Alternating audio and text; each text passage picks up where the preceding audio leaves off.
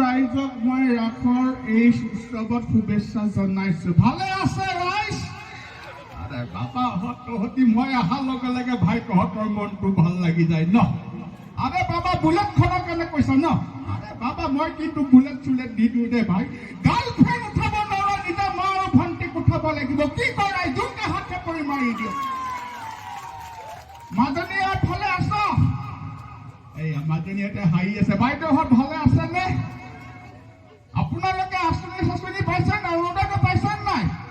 আৰে যদি পোৱা নাই চিন্তা কৰিব নালাগে। আমাৰ অশোক ভৰালী বাবা আছে, তাক কৈ দিলে হৈ গ'ল। জোৰকে হাত চাপৰি মাৰি দিওঁ।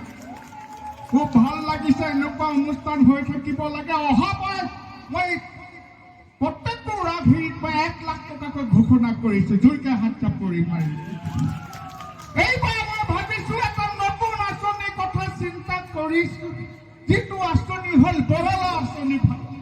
ইয়াতে কোনোবা বৰলা চৰলা আছে নেকি? ভাইটো উঠি পেলাই গাখীৰ ওলাব ভাই। এই নীতি কথা নকবি দে। বৰলা আছ বৰলা, চিন্তা নকৰিব। ইয়াতে যিবিলাক বৰলা আছে, অহাবাৰ মই ধুনীয়া ধুনীয়া ছোৱালী বিয়া পাতি দিম। তেজপুৰৰ ছোৱালী। জোৰকে হাত চাপৰি মাৰি দিওঁ। সকলোকে শুভেচ্ছা জনালো। আকৌ আহি লগ পাম। কেনেকুৱা লাগিল? ভাল লাগিল নে? এইবাৰ মাতিছো হাগ্ৰামা ডাঙৰীয়াক। ছাৰ কেনেকুৱা অনুভৱ আজি মালিগাঁও ৰাসৰ আহি? কি কয়? ধৰিয়া একদম ফাটা ফাটি। বাপ ইমান ৰাইজ দেখি পাগলা হৈছে দেই। কিন্তু পাৱাৰ নাই, চিৰ পাৱাৰ। কিন্তু বেছি দিন নাই, আকৌ পাৱাৰত আহিব। হিমন্ত দাদাৰ লগত কথা পাতি আছে। নাঙল এইটো কি ট্ৰেক্টৰ খাম না? ট্ৰেক্টৰৰ দিনত কি খাম হৈছে? নাঙলৰ দিনত খাম হৈছে। জোৰকে হাত চাপৰি মাৰি দিয়ক। যেতিয়া আমাৰ চৰকাৰ আছিল, তেতিয়া আমি বিটিএডি ৰাস্তা হৈছিল, ইউনিভাৰ্চিটি হৈছিল নে নাই? হৈছিল না? গতিকে চিন্তা কৰিব নালাগে। আকৌ পাৱাৰত আহিম। এটা সাংবাদিকে সুধিছা মোৰ বোলে যাদুৰ লাঠিডাল বোলে নাইকিয়া হৈছে।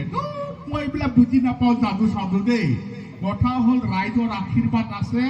আকৌ আপোনালোকে ভালকে আশীৰ্বাদ দিয়ক। আজি ভগৱান শ্ৰীকৃষ্ণক প্ৰাৰ্থনা কৰিছে যে আকৌ আমি পাৱাৰত আহি যাওঁ। জোৰকে হাত চাপৰি মাৰি দিয়ক। ইয়ালৈ আহি সঁচাকৈ বৰ ভাল লাগিছে। মিছা ক'লে কিডাল হ'ব? বাদ দিয়া। এটা কথা, আমাৰ দিনতো আমাৰ চৰকাৰৰ দিনতো বহুত ভাল ভাল ৰাগ হৈছিলে। ইয়াতো হৈয়ে থাকে। মই থাকিলে কথাই নাছিলে। বাদ দিয়া। মানে কিবা কৰি ওপৰৰ পৰা নামি আহিলো বুজা না। বহি থাকিব নোৱাৰো নহয়। নাচ গান হ'লে একেবাৰে মোৰো একেবাৰে ধৰিলে কঁকালত ধৰিলে। Always well this is also' important matter, হয় নে ৰাইট? ভক্তপ্ৰেমী ৰাইজলৈ মোৰ ধন্যবাদ থাকিল, শুভেচ্ছা থাকিল। ধুনীয়াকে থাকক, শান্তিৰে থাকক। কি কৰে জোৰকে হাত চাপৰি মাৰি দিয়ক, হয় নাই? এটা কথা কিন্তু আমাৰ বাইদেউ নকোৱা আৰু তেওঁ বেয়া কাম কৰা ভালেই কৰি আছে, হয় নাই? ৰাইজৰ উন্নতি কৰি আছে। গতিকে শেষত সকলোকে ধন্যবাদ দিছো। ধন্যবাদ। এইবাৰ মাতিছো প্ৰমীলা ৰাণী ব্ৰহ্ম বাইদেউ, আমাৰ প্ৰাক্তন ফৰেষ্ট মন্ত্ৰী আছিলে। বাইদেউ কেনেকুৱা অনুভৱ? কি কয়? সঁচাকৈ মোৰ বৰ ভাল লাগিছে আপোনালোকৰ মাজেৰে আহি। বহুদিন ৰাইজৰ মাজত অহাই নাছিল। কিন্তু এটা কথা মই ক'ব বিচাৰো, এই যে গছ গছনিবিলাক যে দেখিছো, এনেকুৱা লাগিছে যে মোৰ হিয়াৰ কুটুমবিলাক আঁতৰি গৈছে। মই ক'ব বিচাৰিছো, যেতিয়া মই বন মন্ত্ৰী আছিলো, তেতিয়া দেখিছিলো কাজিৰঙাত একফালৰ পৰা চোৰাং চিকাৰীসকলে গড়বিলাক মাৰি হত্যা কৰি দিছিলে। মই থাকিব নোৱাৰিলো। মই ডাইৰেক্ট কাজিৰঙাৰ ভিতৰত সোমাই গৈছো যে গড়টো কেনেকে হত্যা হৈছে তাৰ ওপৰত তদন্ত কৰিবলৈ। মই ভিতৰত মিটিং কৰি আছো বিষয়াসকলৰ লগত। চোৰাং চিকাৰীসকলৰ ইমান সাহস, মই ভিতৰত মিটিং কৰি আছো, বাহিৰত গড়টো মাৰি দিছে। মাৰিছে মাইকী গড় মাৰিব লাগে নেকি? ৰাইজ একোটো নেপায়। গতিকে ৰাইজ মই এটা কথাই কওঁ, অসমৰ এশিঙীয়া গড়টো ৰক্ষা কৰাৰ মোৰে অধিকাৰ নাই, গোটেই অসমবাসী ৰাইজৰ অধিকাৰ। কি কয় ৰাইজৰকে হাত চাপৰি মাৰি।